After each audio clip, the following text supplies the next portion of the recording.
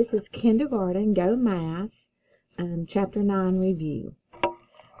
Problem number 1, is the shape a circle? Choose yes or no. So here's the first shape. Is that a circle? Yes. This second shape? No, that's a rectangle. The third shape?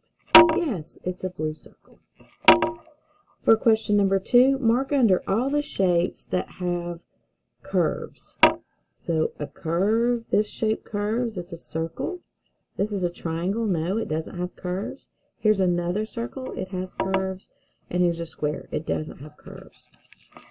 Problem number 3 says how many squares are in the picture? Write the number. So here's a triangle. Here's a square.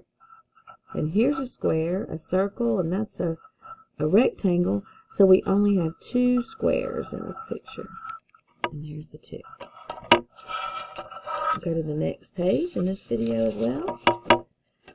Problem number 4, look at the square. Write the number of sides on a square. So let's count.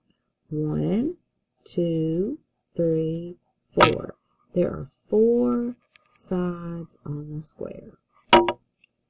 Problem number 5, mark under all the shapes that are triangles. Triangles have 3 sides and 3 vertices. So that is a triangle. This is a square, a circle. This next one is a triangle. Problem number 6. Mark an X on each shape that has 3 sides and 3 vertices. 3 sides and 3 vertices means it's a triangle. So we're going to put an X on this shape.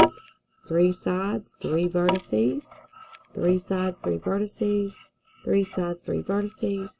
3 sides, 3 vertices. So there are 1, 2, 3, 4, 5 triangles in that box. That's the end of part 1.